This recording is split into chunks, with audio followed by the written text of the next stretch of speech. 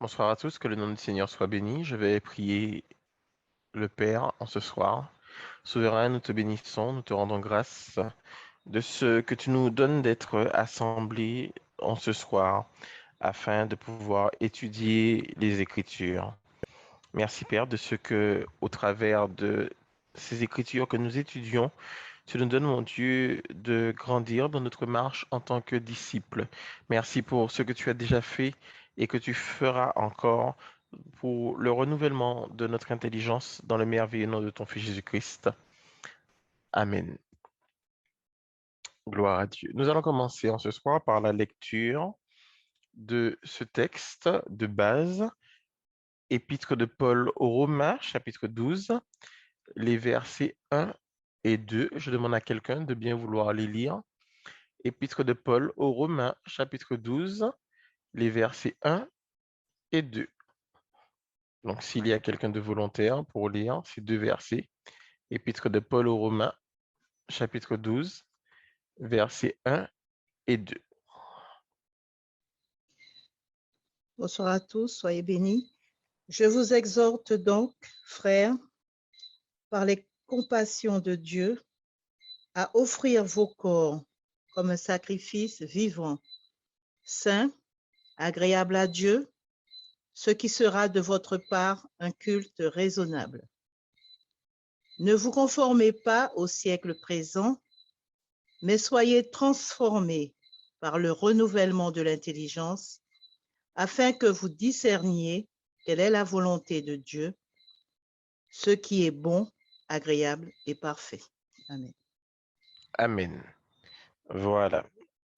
Épître de Paul aux Romains, chapitre 12, versets 1 et 2. Alors, je vous avais posé plusieurs questions. On va y répondre.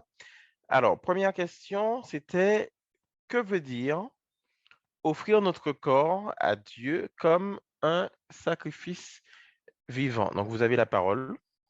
Alors, peut-être que ça veut dire que, en général, dans l'Ancien Testament, les offrandes, les sacrifices, tout ça, c'était des bêtes, des bêtes mortes qu'on faisait, qu'on offrait en sacrifice, en offrande. Et offrir notre corps à Dieu comme un sacrifice vivant, eh bien, c'est que tout notre corps, pour moi, appartient à Dieu. En fait, voilà, notre être tout entier doit être à Dieu et qu'on doit être un instrument entre ses mains.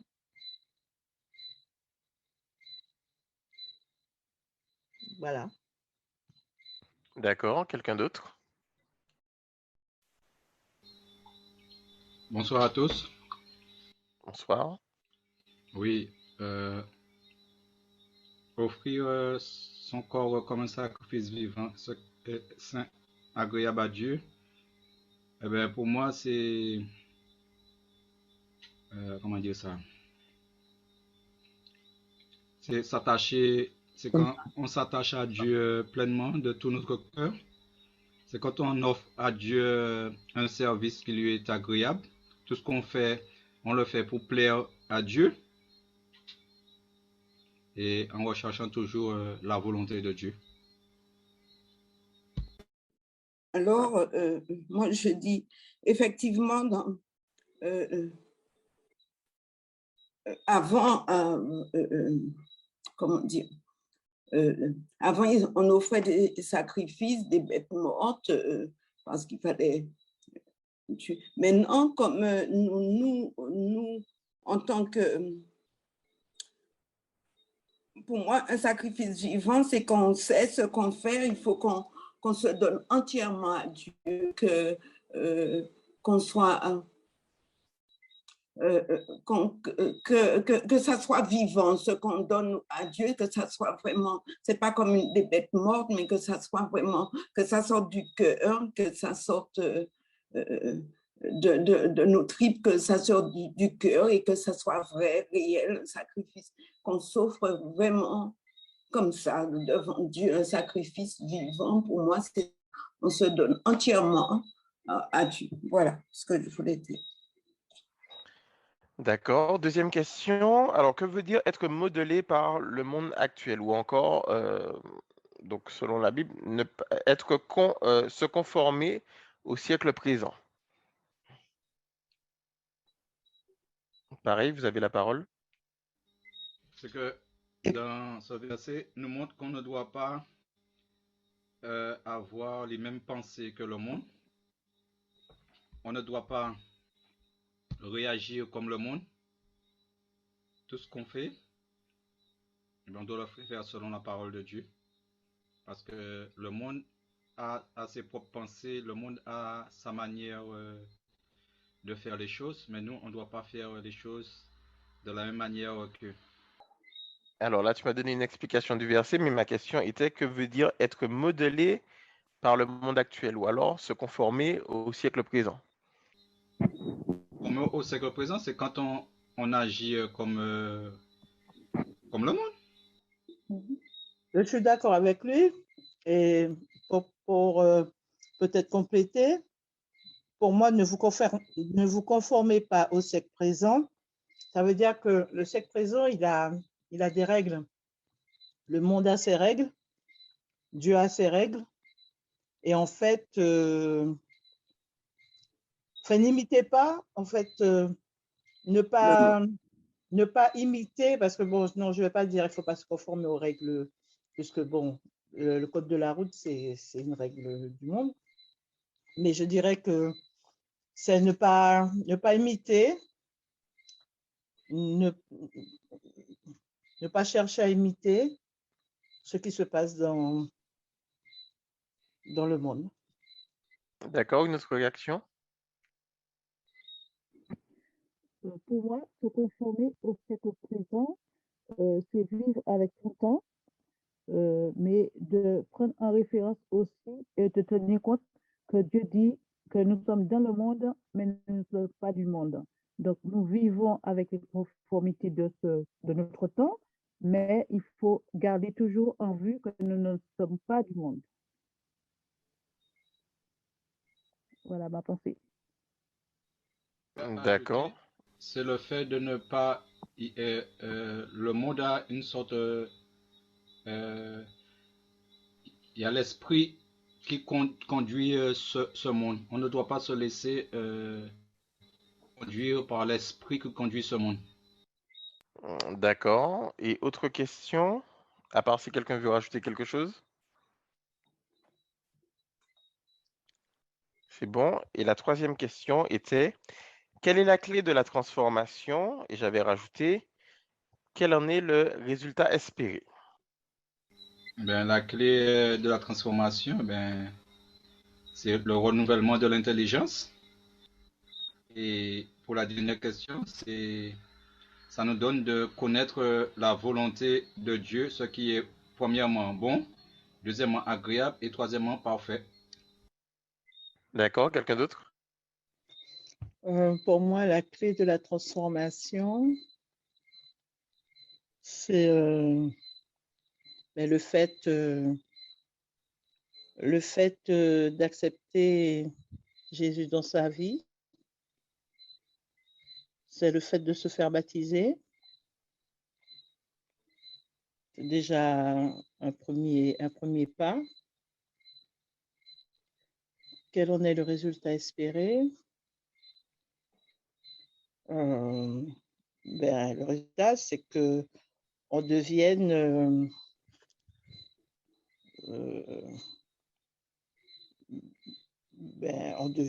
comme la parole, en fait, qu'on puisse respecter la parole de Dieu, qu'on puisse avoir un bon témoignage et puis qu'on soit sauvé au bout du compte, qu'on ait la vie éternelle. Oui. Pour moi, c'est la clé de la transformation, c'est l'obéissance à la parole de Dieu. Et puis après, l'obéissance, avec l'obéissance, on sera transformé, on sera renouvelé dans notre intelligence. afin qu'on puisse savoir ce qui est bon, agréable et parfait. C'est ça le résultat. Quand on obéit, ben, on est transformé.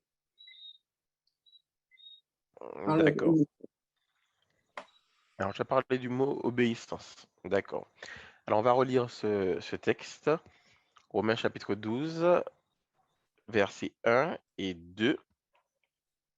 Épître de Paul aux Romains chapitre 12, versets 1 et 2.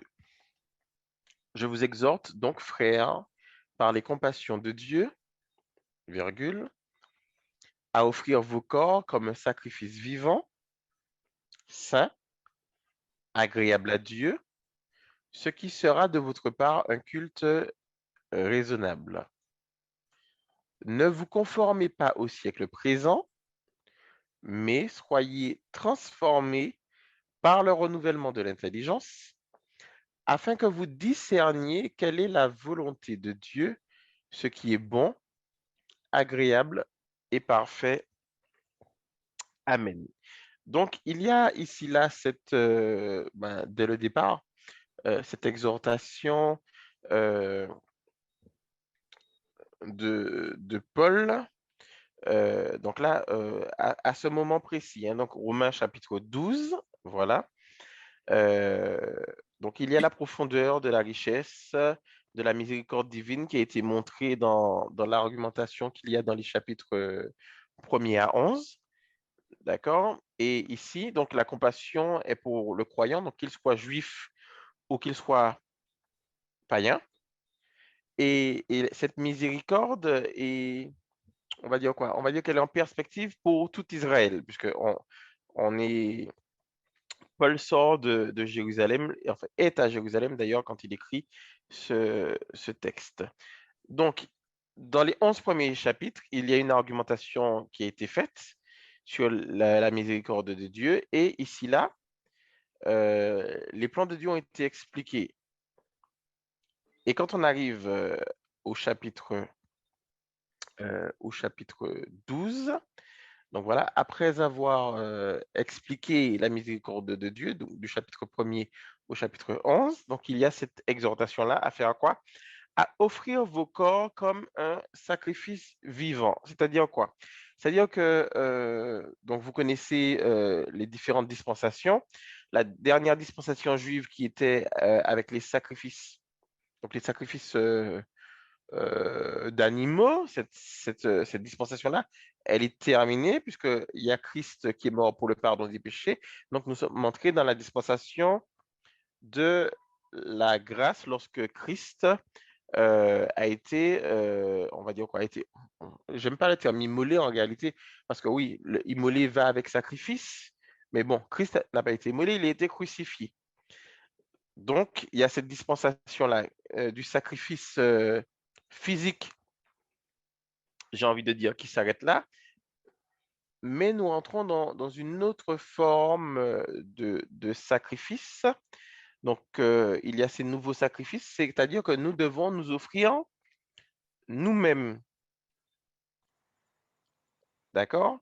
Et de la même manière que la victime sur l'autel, l'animal qu'on mettait sur l'autel était consacré entièrement à Dieu, eh ben, nos corps et tous nos membres doivent également, de cette même façon, être consacrés à son service. Et cela, non pas comme étant des esclaves ou bien comme étant des animaux morts, non, mais il dit comme un sacrifice vivant. C'est-à-dire que nous faisons cela lorsque notre corps devient le temple du Saint-Esprit et qu'il est utilisé pour servir Dieu. C'est pour ça que je parle de sacrifice vivant, c'est-à-dire que lorsqu'on faisait un sacrifice avant, le sacrifice était fait, mais il ne bougeait pas. C'est un sacrifice mort.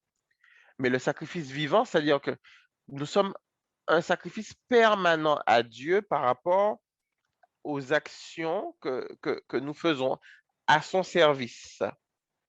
Et c'est là qu'il parle également de quoi? De culte raisonnable. Donc le culte montre là la forme de consécration de notre corps au service de Dieu, qui n'est pas un acte apparent, comme si, ben voilà, il y a l'autel là et puis pour ce sacrifice-là, on monte sur l'autel et que nous sommes immolés, non.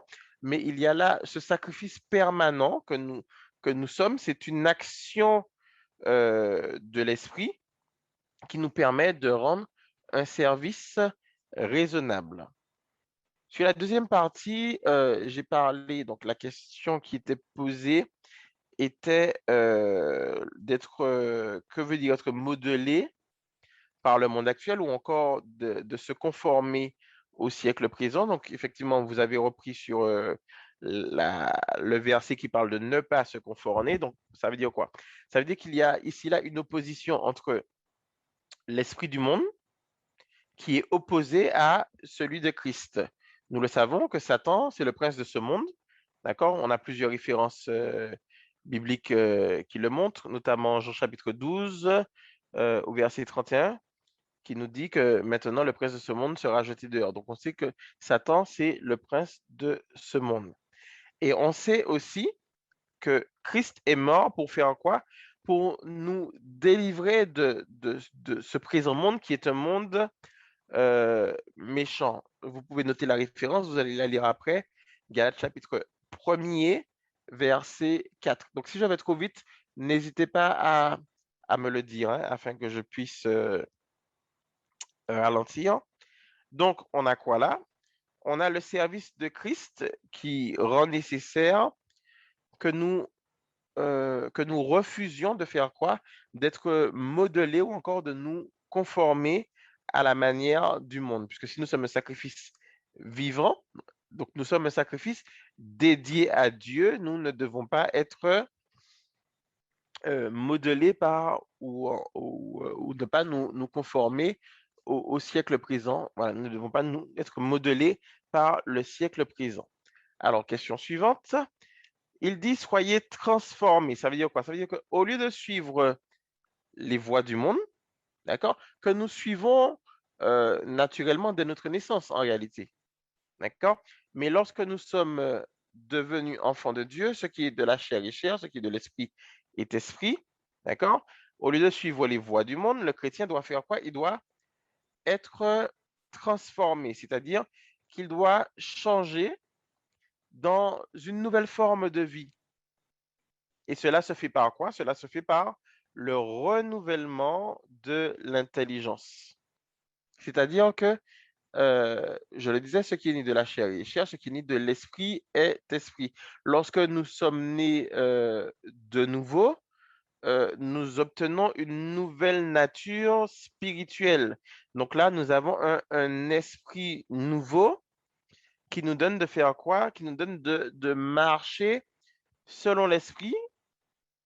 Et il dit ensuite, afin que vous discerniez, donc que vous démontriez ou que vous exposiez, mais qu'est-ce qui se passe? Mais cette nouvelle nature spirituelle qui est transformée, qui est renouvelée, eh ben, qu'est-ce qu'elle fait? Elle montrera dans notre vie, elle montrera quoi? Elle montrera la volonté de Dieu. C'est ce qu'il dit au verset 2, afin que vous discerniez quelle est la volonté de Dieu, c'est-à-dire ce qui est bon, agréable et parfait. Ces deux versets sont très courts, mais portent quand même beaucoup de choses importantes. Pourquoi? Parce que rien qu'en lisant ces deux versets, ils pourraient servir de modèle à notre façon de penser. C'est-à-dire que lorsque nous suivons ces deux versets à la lettre, alors je vais reprendre à partir du verset premier, il dit, je vous exhorte donc, frères, par les compassions de Dieu, à offrir vos corps comme un sacrifice vivant, saint, agréable à Dieu, ce qui sera de votre part un culte raisonnable. Ne vous conformez pas au siècle présent, mais soyez transformés par le renouvellement de l'intelligence afin que vous discerniez quelle est la volonté de Dieu, ce qui est bon, agréable et parfait. En réalité, quand je lis ces deux versets, ça rappelle ce que nous avons vu il y a 15 jours. Oui, c'était 15 jours. Quand nous avons vu les principes fondamentaux ou encore les enseignements base qui nous sont données. Et s'il y a ici, là, dans ces deux versets, il y a un petit résumé en fait de l'attitude que nous devons avoir lorsque nous suivons les principes de base. C'est-à-dire que si ces deux versets-là sont bien suivis, cela nous permettra d'intégrer en nous les principes fondamentaux de Christ, c'est-à-dire les enseignements de base de Christ qui doivent faire quoi? Qui doivent transformer notre vie. Donc, je rappelle qu'il y a le fait de croire, d'accord, mais il y a aussi des règles, il dit, et enseignez-leur à observer ce que je vous ai prescrit. Donc, il y a aussi des règles qui nous ont été transmises que nous devons observer. Alors, l'apôtre Paul ici qui rédige cette lettre aux Romains, donc à l'église de Rome, d'accord, dans cette lettre qu'il écrit à l'église de Rome, le chapitre 12 que nous prenons a une place stratégique, j'ai envie de dire. Parce que si vous regardez, vous allez pouvoir le voir après, le découpage de l'épître aux Romains. Donc, dans les 11 premiers chapitres du livre de Romains, Paul décrit la miséricorde de Dieu, donc de diverses manières. Donc, les 3 premiers chapitres sont consacrés au salut. Les chapitres 4 et 5 sont consacrés à la nouvelle espérance en Christ. Et ensuite, la puissance nouvelle associée à leur vie dans le Saint-Esprit, donc c'est les chapitres 6 à 8. Et ensuite, il continue en fait sur la base d'une grande miséricorde. Donc les 11 premiers chapitres parlent de cette grande miséricorde de Dieu. Donc il définit la miséricorde de Dieu. Et après avoir fait ça, au chapitre 12, il fait quoi? Il nous invite, donc quand je dis nous, bien sûr, donc d'abord les Romains, mais nous tous qui lisons cette lettre que Paul a écrite, il nous invite à faire quoi?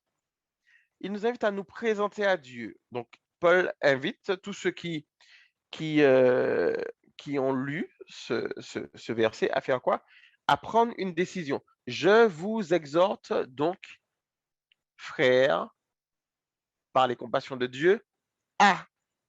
Il nous exhorte il nous invite à prendre une décision. Donc, quelle est cette décision qu'il nous invite à prendre?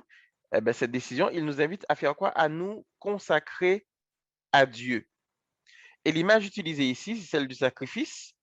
Donc, où nous sommes ce sacrifice. Donc, nous offrir nous-mêmes à Dieu à la place de quelconque sacrifice.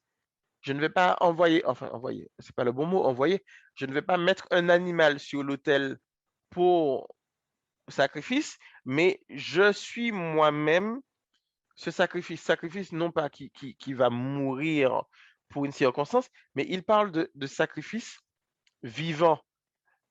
Donc, un sacrifice qui va devoir avoir une action. Alors, on peut se poser la question, qu'est-ce que cette décision que l'apôtre Paul nous invite à prendre implique? Et cela, nous le voyons au verset 2. Cela implique quoi? Une transformation. Mais soyez transformés. D'accord? Donc, cette décision que nous devons prendre implique une transformation, mais pas une petite transformation, une transformation complète de nos vies. Et il met en contraste, alors au verset 1, alors ce sacrifice vivant que nous devons être, saint, agréable à Dieu, qui sera de votre part un culte raisonnable. Donc, le mot culte montre une consécration totale qu'il met en contraste ou alors en opposition avec ce qu'il parle dans le verset 2, le siècle présent. D'accord? Il y a cette opposition ou ce contraste entre les deux pour montrer que, voilà, c'est une vraie différence. On passe des règles du siècle présent à quoi? À un sacrifice vivant que nous devenons pour Christ. Alors, si on revient sur le passage qui nous a servi de de base lors de l'étude précédente, donc Colossiens chapitre 2, au verset 6. Je vous laisse le temps de chercher. L'épître de Paul aux Colossiens chapitre 2,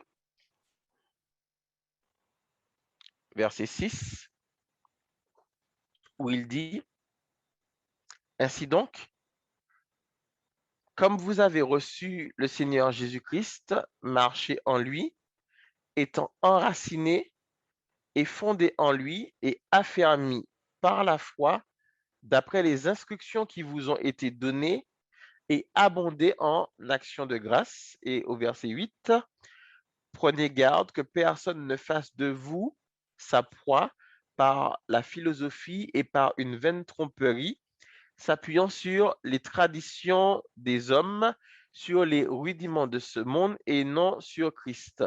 Donc les traditions des hommes, ici là, qu'il met en parallèle avec ce que nous avons vu dans Romains, se conformer au siècle présent. Cela nous montre quoi? Cela nous montre que le monde opère selon une série de principes qui leur est propre, ou dans Colossiens, s'appuyant sur les traditions des hommes. D'accord? Et de la même manière que le monde s'appuie sur ces traditions, ces principes propres, pour Christ, pareil, on l'a vu là dans ce texte, il dit quoi?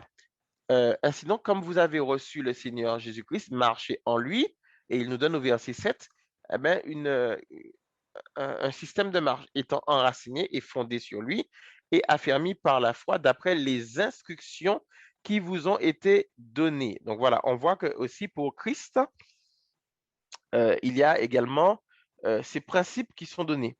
Et les deux sont très différents dans leur nature. Donc il y a les principes de ce monde et les principes de Christ. Les deux sont très différents dans leur nature. C'est pourquoi on ne peut pas suivre les deux. On ne peut pas se conformer à la fois aux règles du monde et en même temps aux règles de Christ. Et si on revient à l'épître de Paul aux Romains, alors au chapitre 8, vous pouvez le noter, vous allez le prendre par la suite. Vous pourrez lire l'épître de Paul aux Romains, chapitre 8, donc les 16 premiers versets. Vous allez voir que Paul souligne que nous pouvons nous préoccuper des choses de l'esprit, c'est-à-dire des choses de Dieu, ou des choses de la chair, c'est-à-dire nos propres désirs qui sont liés à ce monde actuel. Donc, ça veut dire quoi? Donc, dans la manière dont Paul l'écrit, ça montre que ce n'est pas un appel à renoncer à nos désirs, mais voilà. Donc, on ne va pas se... La manière dont Paul l'écrit au chapitre 8, d'accord, il ne s'agit pas de renoncer à nos désirs pour pouvoir tomber dans une loi réglementaire très rigide qui nous mettrait en réalité dans une vie ennuyeuse. Mais ce qu'il dit là, il dit que lorsque nous sommes transformés selon le désir de Dieu, eh ben, nous découvrons, on ne nous montre pas, mais nous découvrons donc par nous-mêmes que la volonté de Dieu est parfaite. Et du coup, comme nous découvrons que la volonté de Dieu est parfaite, qu'est-ce qui se passe? Eh bien, cette vie nouvelle que nous avons en Christ nous donne quoi? De la satisfaction au-delà de ce que tout le monde pourrait nous offrir. Et c'est là, ici, là, qu'il y a cette idée de transformer, comment dire ça? D'être transformé de manière complète, de manière précise. Et si on prend les textes grecs, parce que là, du coup, j'avais fait une petite recherche, le mot utilisé dans la version grecque pour transformer, c'est métamorphosio, qui vient, la racine du mot métamorphose. Et vous connaissez ce que c'est qu'une métamorphose? C'est un changement complet. Donc, on peut prendre par exemple l'exemple de la chenille et du papillon. D'accord?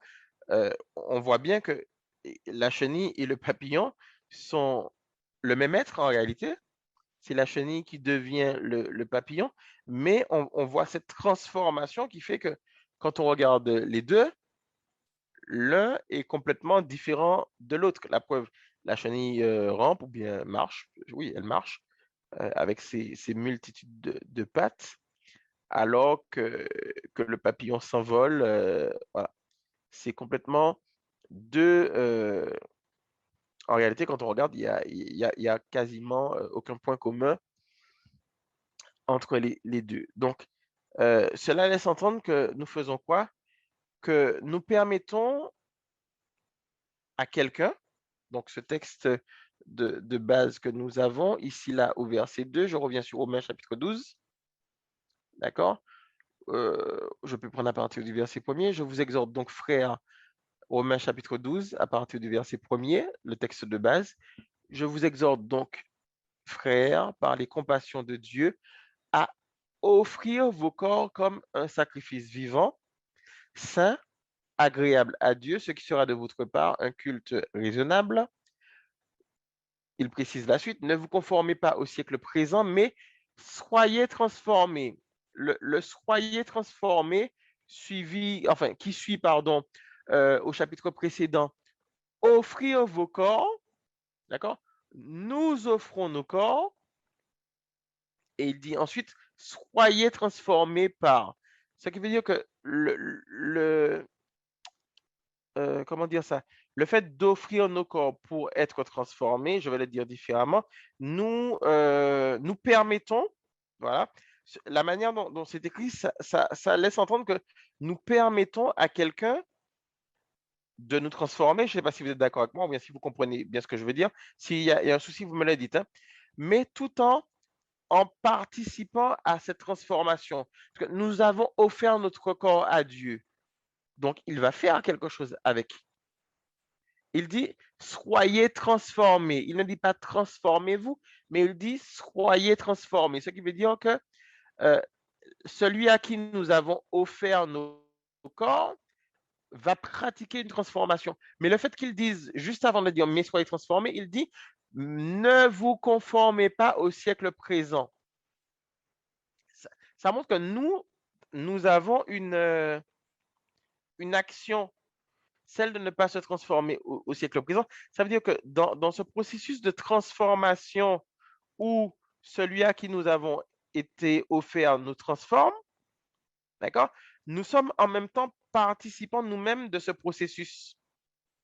Vous comprenez, vous me suivez jusque-là? Oui, C'est bon pour tout le monde. Donc, si c'est bon pour tout le monde, on va continuer. Donc, ça veut dire quoi? Ça veut dire que nous renouvelons activement, il dit par le renouvellement de l'intelligence. Donc, nous renouvelons activement, régulièrement, nos pensées, d'accord? Quand nous renouvelons notre intelligence, donc pas de n'importe quelle manière, mais selon les voies de Christ plutôt que selon les voies de ce monde, puisqu'il nous dit là, ne vous conformez pas au siècle présent. Donc, qu'est-ce qui se passe? Nous avons été offerts comme sacrifice vivant à Dieu. Donc, nous sommes également devenus cet autel. Nous sommes le temple du Saint-Esprit. Il se passe quoi? Il se passe qu'en réalité, c'est l'Esprit de Dieu qui nous transforme donc à son rythme pour nous rendre à l'image de Dieu. Alors, j'avais noté une référence, oui, c'est ça. On peut le voir, on peut prendre cette référence-là, 2 Corinthiens chapitre 3 au verset 16, deuxième épître de Paul aux Corinthiens, chapitre 3. Je demande à quelqu'un de lire les versets 16, 17 et 18.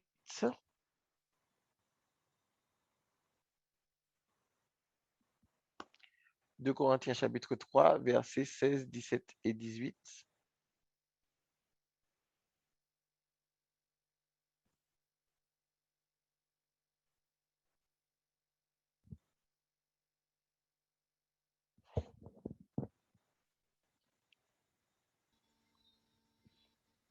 Deux Corinthiens chapitre 3 versets 16, 17 et 18. Mais lorsque les cœurs se convertissent au Seigneur, le voile est ôté.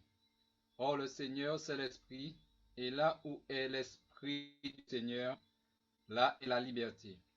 Nous tous qui, le visage découvert, contemplons comme dans un miroir la gloire du Seigneur, nous sommes transformés en la même image de gloire en gloire, comme par l'Esprit, comme par le Seigneur, l'Esprit. Amen. Amen. Nous sommes transformés, donc transformés, le mot qu'on a vu dans notre texte de base, en la même image de gloire en gloire, comme par le Seigneur, virgule, l'Esprit. Nous sommes transformés. Alors, qu'est-ce qu'on a là?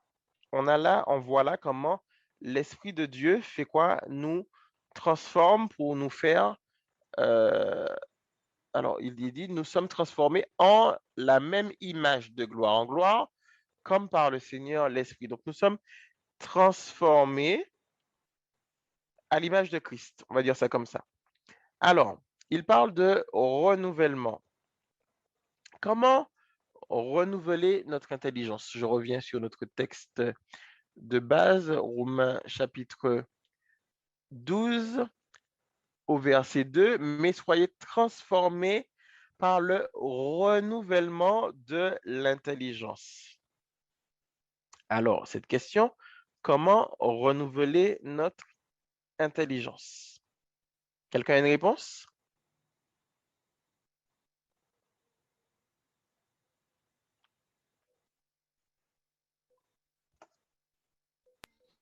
Eh ben, on renouvelle notre intelligence, c'est quand on médite tous les jours la parole de Dieu, constamment, et qu'on laisse le Saint-Esprit, par rapport à la parole qu'on médite, faire cette transformation. Mhm. Et quand on médite la parole, là, le Saint-Esprit nous révèle, nous donne la révélation de sa parole. Et quand on a la révélation, on met la parole de Dieu en pratique. Et c'est là, de jour en jour, nous sommes transformés. D'accord. Effectivement.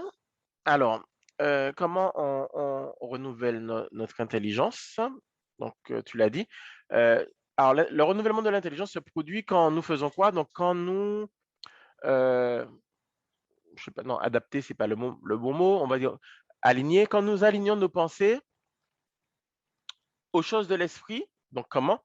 Dans la parole de Dieu, donc dans la Bible, effectivement, donc lorsque nous lisons la parole de Dieu, que nous la méditons, et avec la révélation de l'Esprit de Dieu sur ces paroles que nous lisons, qu'est-ce qui se produit? Eh bien, il se produit un changement, une manière de voir différente. Il se produit, voilà, c'est ce changement dans nos pensées. Alors, si nous nous concentrons sur les règles de ce monde, qu'est-ce qui va se passer? Si on se concentre, si on se focalise sur les règles de ce monde, qu'est-ce qui va se passer? Eh bien, nous allons être coulés dans le moule de ce monde, nous allons nous conformer à ce monde. D'accord? Mais en revanche, si nous nous concentrons, si nous nous focalisons sur les principes et sur les enseignements de Christ, eh bien, qu'est-ce qui va se passer? Eh bien, nous allons être transformés à l'image de Christ. Si nous nous focalisons sur les choses de ce monde, nous allons être transformés par ce monde. Si nous nous concentrons sur les choses de Christ, donc l'Esprit de Dieu va nous transformer selon les voies de Dieu, d'accord? Pour nous rendre, comment? Pour nous rendre à l'image de Christ. Et on sait, bon, vous le savez, vous connaissez ce chapitre de Éphésiens chapitre 5, par exemple, où Paul nous exhorte, Éphésiens chapitre 5, à être remplis de l'Esprit. Alors, comment on fait pour être rempli de l'Esprit? Eh bien, on laisse les paroles de Christ remplir nos pensées. En faisant quoi? Eh bien, en lisant la parole de Dieu, en la méditant. Voilà. Et comme ça, nous sommes remplis de cette parole de Dieu, de ces règles établies par Dieu, qui vont permettre à l'Esprit de Dieu de nous transformer. Vous pouvez noter cette référence qui se trouve dans Colossiens chapitre 3, versets 16 et 17. Donc, vous pouvez le lire, qui dit que la parole de Christ habite en nous. Enfin, vous connaissez ce texte, Colossiens chapitre 3, versets 16 et 17, ce texte qui nous invite également à nous instruire, à nous exhorter les uns les autres. Vous connaissez, donc par des psaumes, par des hymnes, par des cantiques spirituels. Vous voyez, toutes sortes de choses qui nous permettent d'être conduits par les règles de Christ et non pas par les règles du monde, ce qui permet au Saint-Esprit de Dieu d'opérer en nous cette transformation. Alors, avant d'aller plus loin, je vais m'arrêter un instant pour savoir, est-ce qu'il y a des questions?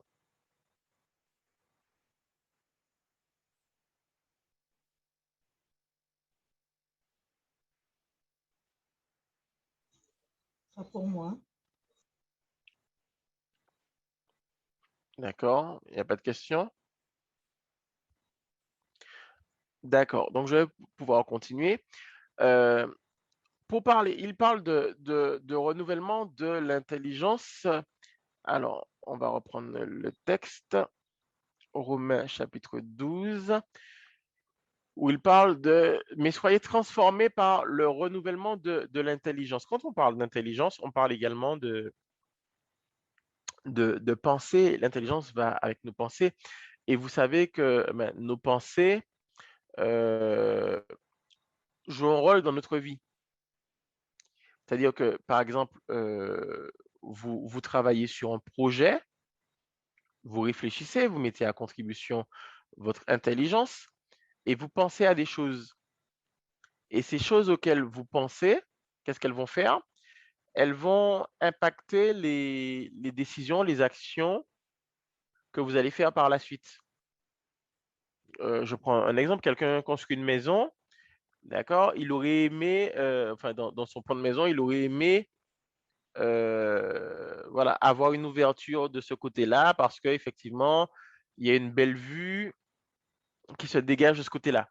Cela est au terme de la pensée, mais cela va impacter le choix qu'il va faire dans la décision pour la suite. Parce qu'il a vu qu'il y a une belle vue de ce côté-là, eh ben dans la maison qu'il construit, qu'est-ce il va vouloir faire? Il aurait aimé et il va certainement orienter le choix pour créer une ouverture dans ce sens de la maison pour profiter de la vue qu'il y a de ce côté-là. Eh ben, de la même manière, pour notre vie chrétienne, nos pensées jouent un rôle important. D'accord?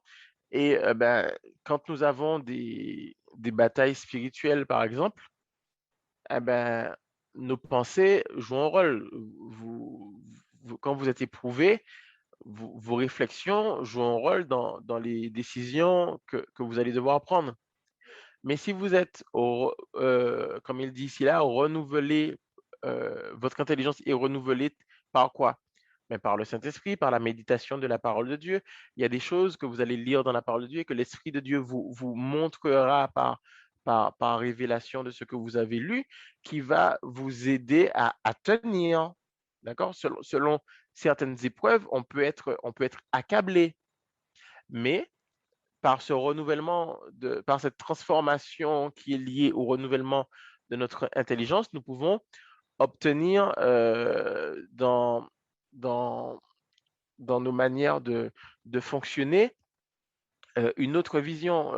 Je n'ai pas noté la référence de ce texte qui parle d'amener nos pensées captives au Christ. J'ai oublié, j'y ai pensé tout à l'heure, j'ai oublié de noter la référence. Donc voilà, c'est un défi que nous avons d'amener toutes nos pensées captives à Christ et surtout dans ce temps particulièrement difficile dans lequel nous nous trouvons. Pourquoi? Parce que notre intelligence, ou alors nos pensées, je préfère dire nos pensées dans ce sens-là, sont continuellement bombardées de messages contradictoires. Pourquoi? Parce que même si nous ne sommes pas de ce monde, mais nous sommes dans ce monde. Et forcément, nous avons des choses auxquelles nous pensons qui sont des choses de ce monde et par rapport à ce que nous voyons, par rapport à ce que nous vivons, par rapport à ce que nous entendons. Alors, nous sommes dans une époque où, avec tous les réseaux sociaux, tous les médias et tout, ben voilà, on a un flot continuel d'informations qui arrivent à nos pensées, qui peuvent nous placer dans des préjugés, qui peuvent, voilà, on a pas mal d'idées qui peuvent nous traverser l'esprit tous les jours. Et chacune de ces idées, chacun de ces messages que nous entendons, que nous voyons, qu'est-ce que ça fait? Eh ben, ça nous laisse, ça nous laisse quelque chose en souvenir, hein. Dans notre mémoire, ça laisse une empreinte. Donc, certains de ces messages que nous recevons sont des messages qui peuvent être enrichissants, d'autres non. Mais si nous lisons et nous méditons la parole de Dieu, nous ne nous conformons pas aux choses de ce monde, mais nous recherchons les directives, enseignez-leur à observer tout ce que je vous ai prescrit. Nous cherchons les directives qui viennent de Christ. Eh bien, qu'est-ce que cela fait? Cela renforce nos convictions en Christ. Il y a un micro qui est ouvert, il y a quelqu'un qui voulait dire quelque chose? Oui, c'est moi, frère Johan. Oui?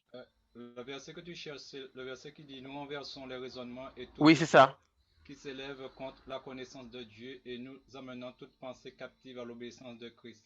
C'est C'est 2 ça. Corinthiens 10, verset 5. 2 Corinthiens chapitre 10, verset 5. Donc, vous pouvez noter ce verset également. Donc, je disais que ces messages que nous entendons ont un impact sur nous. Et si nous recherchons ces directives qui viennent de Dieu, donc que nous trouvons dans la parole de Dieu, dans notre méditation de la parole de Dieu, et qui nous sont par l'Esprit de Dieu révélés. Le Seigneur, lorsque nous lisons sa parole, nous révèle ce qui est dans ces messages. Eh bien, ces messages nous renforcent. Il y a d'autres occasions où les messages que nous entendons au travers des informations, de tout ce que nous recevons, qu'est-ce qu'elles font? Elles agissent sur notre morale. Et certaines même comme je parle de morale, certaines nous donnent même des cas de conscience, on va dire ça. Ça, voilà, si nous ne sommes pas fermes, cela peut même impacter notre vie spirituelle en nous donnant de nous décourager. D'accord? Et c'est vrai que bien souvent, lorsqu'il y a ces pensées-là, ces informations-là qui viennent, on emmagasine un tas d'informations, mais sans se rendre compte tout de suite, puisqu'on va se rendre compte par la suite, mais sans se rendre compte au moment présent que toutes ces informations qui traversent nos pensées, eh ben, à long terme, sur plusieurs mois, sur des années, ont un effet dévastateur sur notre pensée et nous transforment. Et c'est là, ne vous conformez pas au siècle présent. Cela agit au fur et à mesure. Mais soyez renouvelés, soyez transformés par le renouvellement de l'intelligence. Renouvellement de l'intelligence. Ça veut dire quoi? Ça veut dire que nous avons cette possibilité et cette faculté d'agir sur notre intelligence. C'est-à-dire que nous pouvons la renouveler. La renouveler comment? D'accord? Par les choses de Christ. C'est un choix, en fait, que nous avons. Soit de nous conformer au siècle présent, et à ce moment-là, notre intelligence est renouvelée par les choses de ce monde, soit, de ne pas accepter d'être moulé par ce siècle présent, afin d'être transformé par quoi? Eh bien, comme il le dit, enseignez-leur à observer ce que je vous ai prescrit. Donc, par ces choses qui nous ont été prescrites, premièrement par Christ, et ensuite par ces apôtres, ces disciples qui nous ont laissé tous les textes qui sont à notre disposition aujourd'hui. Donc, plus que jamais, maintenant, dans le temps où nous sommes, Il y a ce besoin pour nous, enfants de Dieu, pour nous, disciples, voilà, plus disciples que chrétiens, mais en tout cas plus disciples, de faire quoi? De renouveler notre intelligence. Alors, on peut la renouveler comment? Par la prière, puisque par la prière, nous avons cet accès direct au Père. Par la confession, donc, alors, je fais une différence entre prière et confession. Pourquoi? Parce que prière, il y a toutes sortes de prières, mais la confession, c'est quoi? Eh ben, c'est quand j'ai. Alors, c'est pas forcément du confession ne rime pas forcément avec péché. Confession, c'est quoi? C'est quand j'ai quelque chose dans le cœur. Ben voilà, j'ai une interrogation, j'ai quelque chose qui me pèse par rapport aux choses que j'ai dans mes pensées. Je le confesse à Dieu, je le lui confie. On peut renouveler notre intelligence par la méditation de la parole de Dieu. Il y a aussi une autre source de renouvellement de l'intelligence qui est importante, c'est la participation à la vie de l'Église. Pourquoi?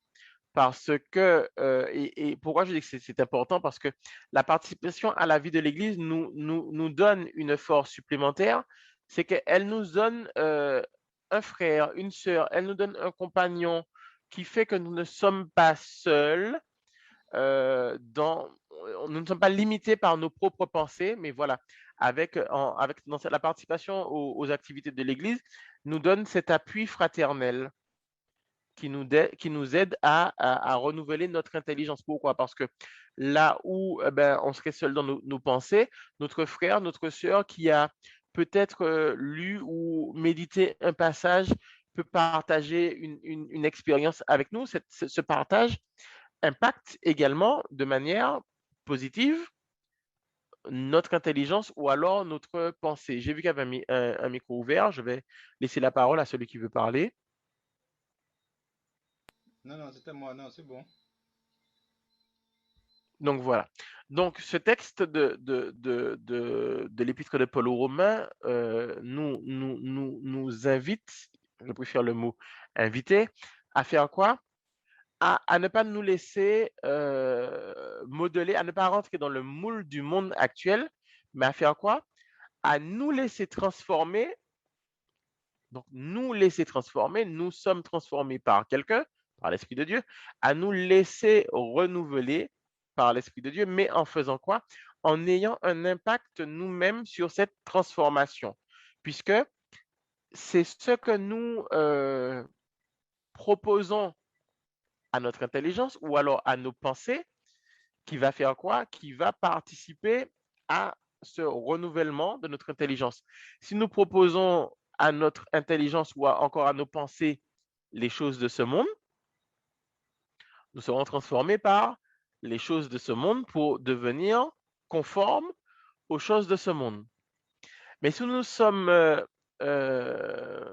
si nous nourrissons, notre intelligence ou nos pensées des choses de Dieu, nous serons transformés par quoi?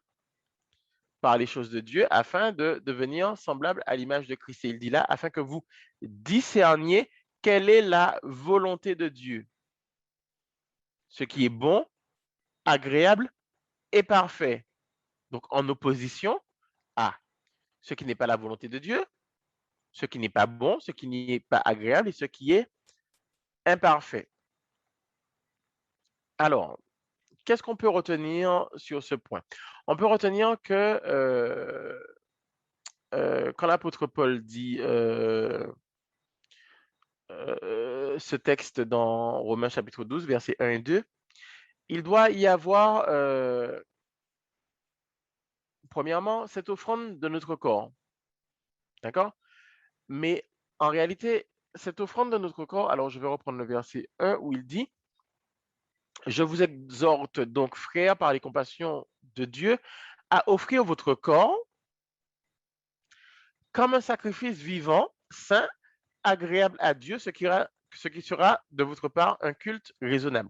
Donc, il y a là cette offrande de notre corps, mais cette offrande de notre corps n'a pas de sens si s'il n'y a pas au départ une bonne intelligence qui nous pousserait à une motivation. Alors, pourquoi je parle d'intelligence? Puisqu'il dit au chapitre 2, soyez transformés par le renouvellement de l'intelligence. Et nous voyons que ce renouvellement de l'intelligence dépend en fait de nous. Nous sommes transformés, certes, par l'Esprit de Dieu, mais le renouvellement de l'intelligence dépend de nous, puisqu'il dépend de ce avec quoi nous nourrissons notre intelligence et nos pensées. Donc, il y a là cette invitation de Paul à faire quoi? À ne pas nous conformer au siècle présent. Là, il s'agit de quoi quand Paul dit ça? Il ne s'agit pas simplement de cette offrande de notre corps, mais il s'agit là de nos pensées, de ce avec quoi nous nourrissons nos pensées. Si nous nourrissons nos pensées avec les traditions du monde, l'orientation de notre intelligence sera selon les pensées de ce monde. Donc, nous devons être transformés par le renouvellement de notre intelligence. C'est un processus qui ne se fait pas de manière extérieure, mais qui se fait de manière intérieure. Pourquoi je le dis? Parce qu'une erreur, une grosse erreur faite au sein de la communauté chrétienne, et je préfère dire communauté chrétienne pour ne pas dire autre chose, je le mets avec des guillemets, est de vouloir transformer l'extérieur. Un chrétien ne devrait pas s'habiller comme si, un chrétien ne devrait pas avoir ce langage, mais le langage, c'est quoi? Le langage, c'est de l'extérieur. C'est ce que les gens entendent. Un chrétien ne devrait pas. Voilà. Et il y a beaucoup de choses qu'on voudrait mettre en apparence. Pour pouvoir faire quoi? Pour parler ici, là, du verset 1. Offrir vos corps comme un sacrifice vivant. Mais ce sacrifice vivant ne doit pas être opéré par un changement du corps sans que cela ne vienne de l'intérieur. Si on fait le changement du corps, c'est quoi? On passe une couche de peinture sur la maison. Mais est-ce qu'on enlève ce qui est à l'intérieur de la maison? L'intérieur de la maison reste sale. Mais s'il y a ce changement fait à l'intérieur de la maison, le changement fait à l'intérieur de la maison va faire quoi? Va donner également un autre aspect à l'extérieur. Oui, il y a un micro ouvert. Oui, c'est pour ça que Jésus parle du tambour étant tambour blanchi. C'est ça. C'est ça. Donc, ce sacrifice où il nous est demandé d'offrir nos corps doit passer par une motivation intérieure. Et c'est à cela que l'apôtre Paul, ici, nous exhorte. Il ne s'agit pas seulement d'une attitude extérieure, donc une apparence, mais il ajoute que nous devons être transformés par le renouvellement de l'intelligence. Et les mots choisis ne sont pas anodins. Le renouvellement de l'intelligence, montrant ici là que l'intelligence, c'est quelque chose d'intérieur. Ce n'est pas quelque chose de visible, palpable de l'homme, ce n'est pas quelque chose de palpable de l'extérieur. Et Paul insiste sur le renouvellement de l'intelligence, montrant que le changement doit se faire à l'intérieur. Quand on lit le verset premier, il dit à offrir vos corps comme un sacrifice vivant. Certes, il précise, saint, agréable à Dieu, qui sera de votre part un culte raisonnable, mais Paul ne parle pas de la transformation du corps. Il dit, je vous invite à offrir vos corps. Par contre, au verset 2, il parle de transformer. Soyez transformés. Par quoi? Par quelque chose d'intérieur. Ne soyez pas transformés par le fait d'enlever des boucles d'oreilles parce qu'on vous a dit qu'il faut vous dépouiller. Non, soyez transformés par le renouvellement de votre intelligence. Soyez renouvelés par quelque chose d'intérieur, un changement intérieur qui va faire quoi? Qui va vous transformer. Donc, le processus de transformation, c'est un processus qui est intérieur et qui, bien sûr, va refléter sur l'extérieur. Nous savons que le Saint-Esprit de Dieu, donc cet agent de la Trinité, nous avons le Père, le Dieu des opérations, le Fils, le Dieu des ministères et le Saint-Esprit le Saint-Esprit qui agit au travers justement de l'intelligence, il n'opère pas en nous de manière extérieure, il opère en nous de manière intérieure. Et les effets extérieurs se manifestent ensuite parce qu'il y a eu un changement intérieur. Donc, nous devons comprendre maintenant que j'ai envie de dire, la vraie nature de la spiritualité, de notre marche avec Christ, est d'abord une nature intérieure. C'est d'abord avant tout une question de pensée, ou encore, comme dit l'apôtre Paul, une question d'intelligence. Et cette pensée, cette intelligence renouvelée avec l'Esprit de Dieu va produire des effets extérieurs, donc qui va donner un résultat visible. Mais en réalité, les luttes ne se font pas dans le monde visible. Ce sont d'abord des luttes qui se font de manière morale, par la pensée, par l'intelligence. Et c'est là que le combat se gagne. D'abord par nos pensées. Et ensuite, bien sûr, toutes les victoires extérieures qui vont en découler, cela n'est que la cause de la cause de ce qui a été produit et qui a été fait à l'intérieur, c'est-à-dire au travers de nos pensées. Il est quelle heure? Il est 20h05. Il y a quelqu'un qui a des questions?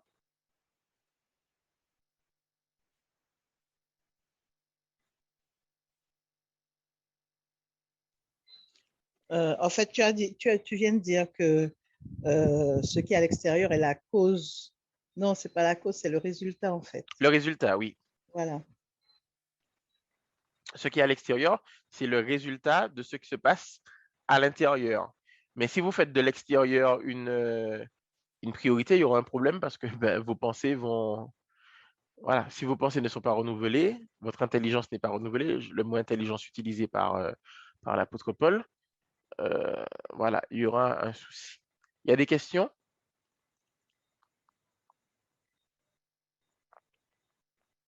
Alors, je peux vous donner un exercice personnel, hein, mais là, c'est vraiment pour vous, hein. On ne va pas revenir dessus, sauf si vous le souhaitez. Je peux vous donner un exercice personnel. Vous prenez votre temps pour le faire. Ça peut toujours être utile, puisque c'est vrai que ce n'est pas quelque chose que vous pourrez faire là, sur le coup. Donc, les jours prochains, observez un petit peu votre fonctionnement et regardez au travers de vos pensées quelles sont les traditions du monde, voilà, par rapport à ce que vous entendez, les informations que vous avez, les réseaux sociaux et tout, quelles sont voilà, ces choses du monde qui vous assaillent chaque jour. Et une fois que vous avez un petit peu noté ces choses, euh, par rapport à ce que vous savez, alors je le dis, hein, on ne sait pas tout de Christ, mais on sait ce que nous savons à un instant bien précis. Donc, ne vous posez pas de problème, ne vous mettez pas un problème en disant, ah oui, mais je ne connais pas suffisamment. Non, faites par rapport à ce que vous connaissez. Donc voilà, par rapport à ce que vous connaissez à la date d'aujourd'hui, par rapport à ce que vous connaissez de Christ, d'accord? Faites un comparatif avec ces choses que vous entendez qui vous assaillent chaque jour et qui, selon vous, sont contraires à ce que vous savez de Christ. D'accord? Ces choses qui vous paraissent être contraires au commandement que vous connaissez de Christ. Et une fois que vous aurez fait ça, vous pouvez vous poser la question, qui va vous aider d'ailleurs par la suite, de savoir qu'est-ce que vous pouvez faire régulièrement, d'accord, pour pouvoir, comme vous aurez fait le comparatif et que vous aurez vu ces choses qui vous paraissent être contraires au commandement de Christ, donc vous pourrez vous poser la question de qu'est-ce que vous pouvez faire régulièrement pour pouvoir, d'une manière intérieure, c'est-à-dire dans le renouvellement de vos pensées, intégrer les pensées de Christ pour que l'Esprit de Dieu puisse les utiliser et vous transformer afin que ces choses donc dans la première chose que je vous ai demandé, que ces choses qui vous assaillent dans vos pensées de tous les jours par rapport aux informations et tout ce que vous emmagasinez comme information, ne puissent plus vous atteindre de la même manière. Enfin, quand je dis ne puissent plus vous atteindre, ça ne veut pas dire que vous n'allez pas les entendre, ça ne veut pas dire que vous n'allez pas les voir, mais que cela ne puisse plus vous impacter. Je ne sais pas si j'ai été clair, je vais reprendre. Donc, voilà, au cours des jours qui suivent, regardez ce que vous recevez comme information de l'extérieur, au travers des médias, de la radio, des réseaux sociaux, de vos fréquentations, ce que vous avez comme information intérieure qui arrive et qui impacte vos pensées, d'accord? Si vous avez la possibilité de les noter, notez-les et ensuite comparez avec les principes de Christ, les enseignements de Christ. Qu'est-ce qui vous paraît être contraire aux principes de Christ dans tout ce que vous recevez comme information, surtout dans la période dans laquelle nous sommes. Et ensuite, réfléchissez à ce que vous pouvez faire de façon, les réponses sont simples pour la suite. Réfléchissez à ce que vous pouvez faire de manière régulière afin de faire quoi? D'intégrer au-dedans de vous ces principes de Christ qui vont permettre à l'Esprit de Dieu de vous transformer ou encore, selon la manière de parler de l'apôtre Paul, de renouveler votre intelligence afin afin que vous soyez transformés et ainsi que ces choses ne puissent plus avoir un impact sur vous. Non pas que vous ne les entendrez plus, mais simplement que vous serez transformés, donc que ces choses auront moins d'impact sur vos vies. Voilà, je pense qu'on a fait le tour du sujet de manière globale. Pour ce soir, je repose la question avant de continuer. Est-ce qu'il y a des questions ou une question?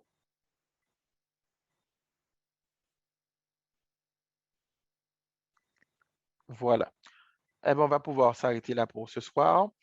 La semaine prochaine, nous n'aurons pas de, de réunion sur la formation des disciples puisque nous aurons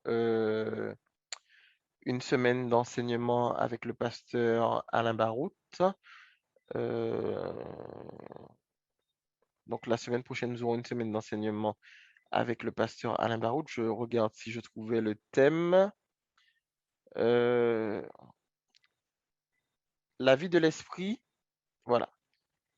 Le thème, la vie de l'esprit par le pasteur Alain Barout.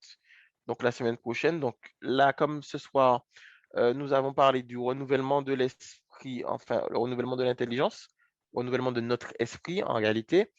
Et que, bon, il y a cette semaine sur le thème la vie de l'esprit la semaine prochaine. Je pense que ça peut être utile de pouvoir suivre cette semaine. Donc, la semaine prochaine, nous aurons cet enseignement avec le pasteur Barout sur le thème la vie de l'esprit. Et dans 15 jours, nous allons pouvoir reprendre notre formation des disciples. Et le thème sera la vie d'un disciple. Donc, dans 15 jours, nous aurons le thème la vie d'un disciple. Donc, je peux déjà vous donner la référence à lire et à méditer. Puis, dans la semaine, je vais vous envoyer les questions. C'est c'est l'épître de Paul aux Romains, chapitre 14. Donc, les 23 versets, Romains, chapitre 14, que vous pouvez lire aussi pour préparer dans 15 jours ce module que nous aurons sur la vie d'un disciple. D'accord? Et dans la semaine, comme ça me laisse le temps de préparer. Et dans la semaine, je vais pouvoir vous envoyer les questions pour pouvoir approfondir votre méditation. Donc, c'est tout le livre, pas tout le livre, tout le chapitre 14 du livre de Romains. Je prie le Seigneur pour vous renvoyer dans la paix du Seigneur. Souverain Père, au nom de Jésus-Christ, nous te bénissons de ce qu'en ce soir, tu nous as donné de pouvoir approfondir notre connaissance sur ta parole en ce qui concerne le renouvellement de notre intelligence ou encore le renouvellement de nos pensées, comprenant par là, mon Dieu, que cette transformation que tu produis en nous par ton esprit, nous avons également notre part dans le choix des informations que nous donnons à notre intelligence, à nos pensées, à notre esprit. Merci, Père, de nous donner de comprendre cela afin de faire le nécessaire pour introduire dans nos pensées ces observations, ces enseignements, ces principes qui viennent de toi, et qu'ainsi nous puissions être renouvelés dans notre intelligence, qui puisse également produire une transformation complète au niveau de notre être, et que nous soyons ainsi ce sacrifice vivant que tu attends de nous. Je te bénis pour cela, Père, et en ce soir, je renvoie tes enfants libres, chacun à ses occupations, dans ta paix et sous le regard de tes anges, au nom de Jésus-Christ.